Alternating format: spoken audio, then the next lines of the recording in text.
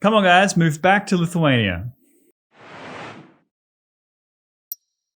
Hello, welcome to Dangerous Policy, a channel aimed at intelligent people wanting to discuss important issues facing life and society. My name is Crispin, and today we're going to be talking about, again, one of my favorite countries in the world, Lithuania, and what is easily its biggest public policy challenge, and that is the demographics. For decades now, it has faced an increasing crisis that might just be turning a corner, but if it is, we need to capitalize on it. So from 1990 to about 2018, Lithuania experienced one of the greatest population declines anywhere in the history of the world.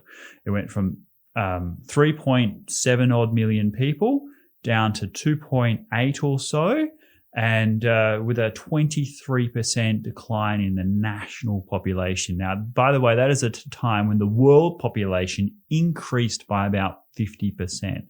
So it was spectacular in its size, in absolute scale, and then relative to the total world population, truly unbelievable. So what happened? Well, of course, 1990 was the end of the Cold War.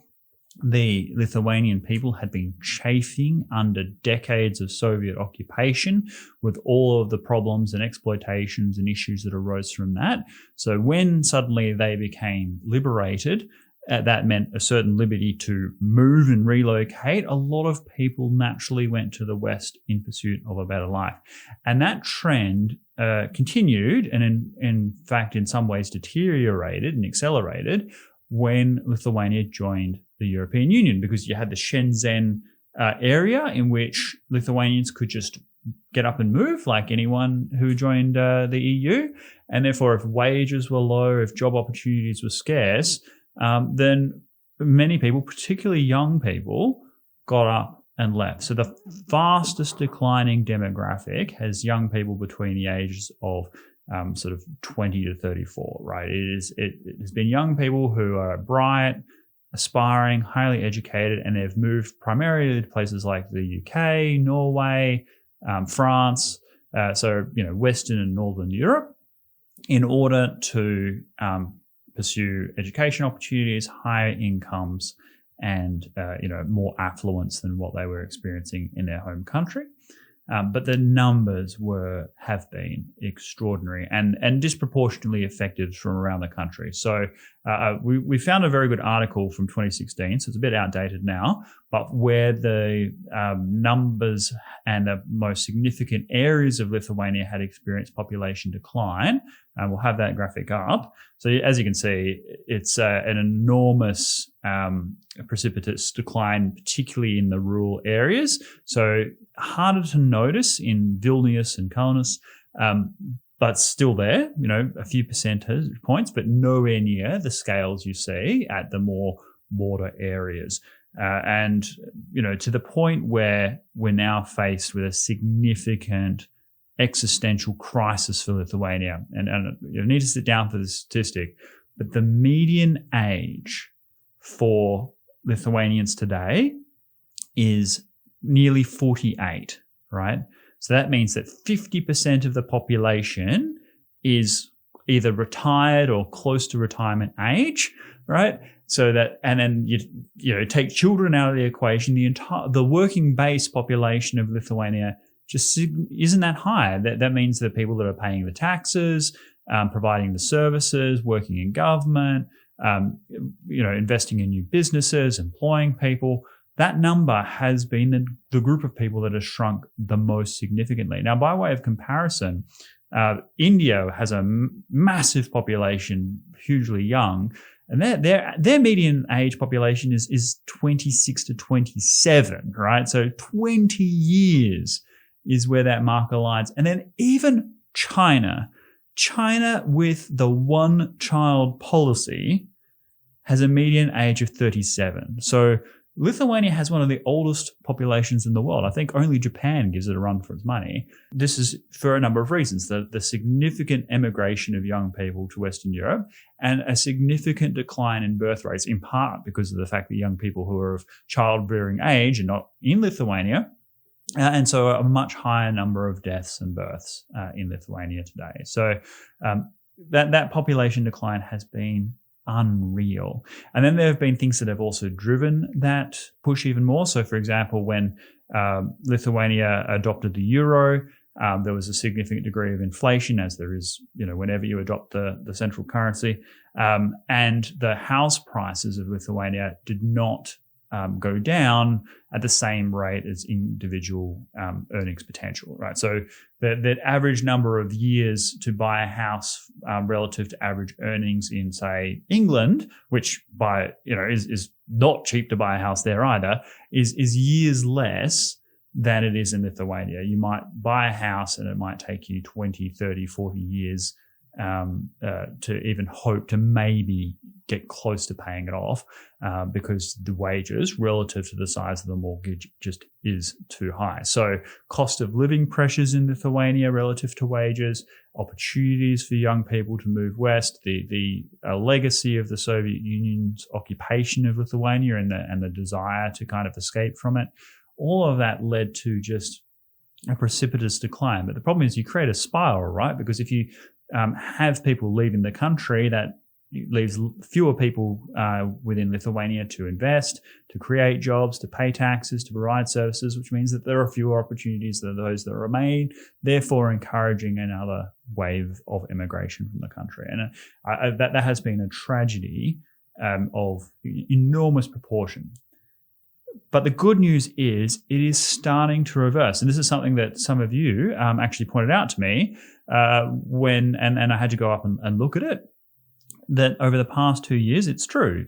There has been an increase in Lithuania's population for the first time since its liberation from the occupation, right? So this is a significant event which we shouldn't miss. We should focus on this and see if we can capitalize it and try and reverse the trend. So there's a few factors to that. Number one, because of the huge labor shortage that exists in Lithuania today, that the government has been more open to immigration, primarily from Ukraine, because you had the Ukrainian civil conflict, you had Russia sort of carving off Crimea.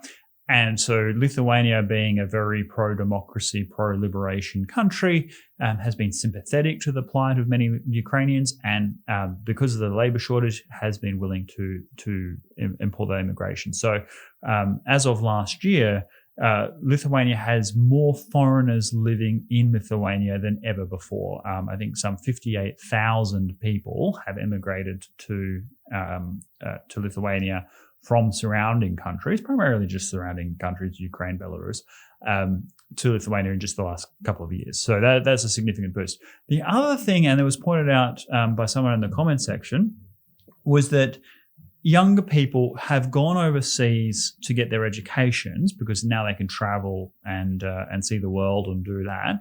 But many of them are starting to come back to Lithuania to open businesses, to have jobs, have families after completing their overseas studies. And I think that is a perfectly good and noble thing for young people in Lithuania to do, right? To go abroad in order to capitalize on the best education opportunities and institutions available, but then return to Lithuania to make sure that the benefit of their intellectual capital, that their industry and endeavor goes to the local Lithuanian people and the Lithuanian community, because it's a country that's a small country and it needs to actually have people come back to Lithuania, start businesses, start growth in order to continue to reverse this trend. And it's a critically important thing for the Lithuanian language, Lithuanian culture.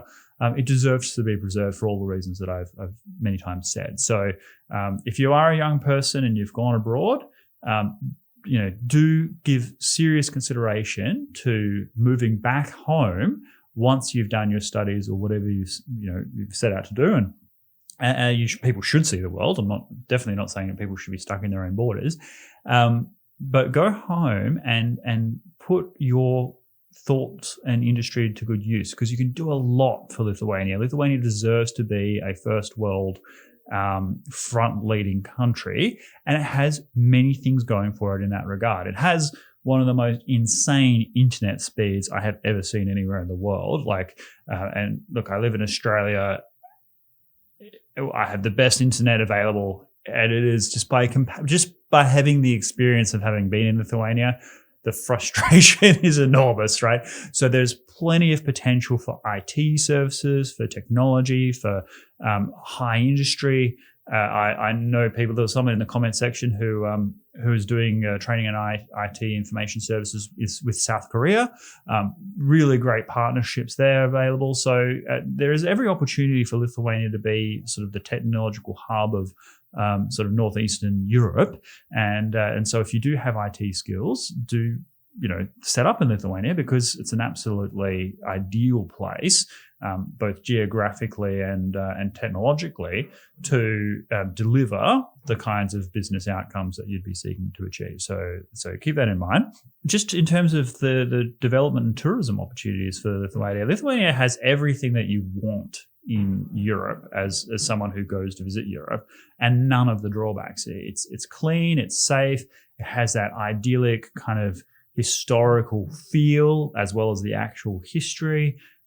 It's the people are wonderful, the food is amazing, and it's not overrun by tourists. It's not like you're going on this horrible tourist trap where you're overpriced for everything, and and all of the quality you get is terrible. Like if you buy a souvenir in Lithuania, it's going to be some gorgeous bit of amber jewelry or something like that you're actually going to use. If you buy something like that in Paris, well, it's going to have been made in China, and it's going to it's going to be terrible, right? So there's plenty of opportunities to showcase that, and I think that if the Lithuanian government has a role to play here as well. There's a couple of things I would recommend.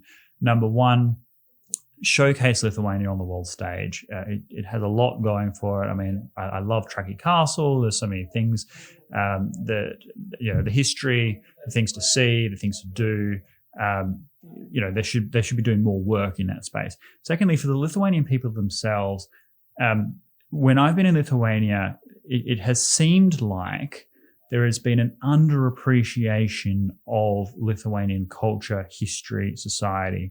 And as I said in the previous video, how ancient the language is, the nature and uniqueness of the folk tales, its pagan Lithuanian traditions and influence, its impact on the Polish-Lithuanian Commonwealth, all of this stuff that Lithuania has made a unique contribution to European life and society, that's not sold enough in Lithuanian textbooks and education and upbringing by the government. But I think there's a little bit too much focus on the occupation, and that's a memory that people need to know. That's history that people need to know. But what that has the effect of is that being Lithuanian is something that happens to you as opposed to something that you can be proud of. And I think that more things that are uniquely Lithuanian should be taught in schools to give Lithuanians who travel abroad a stronger sense of their connectedness to their home country, that yes, I am Lithuanian and I might be living in Portugal, but I am Lithuanian. That would be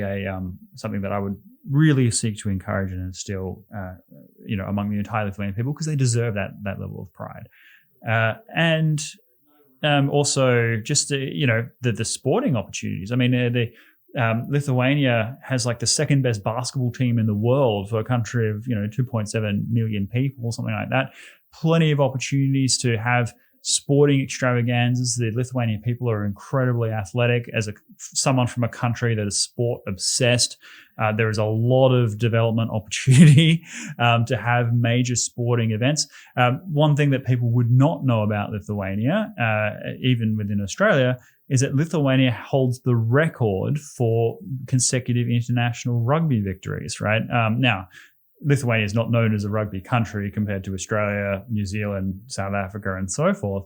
So it is kind of a quirk of history.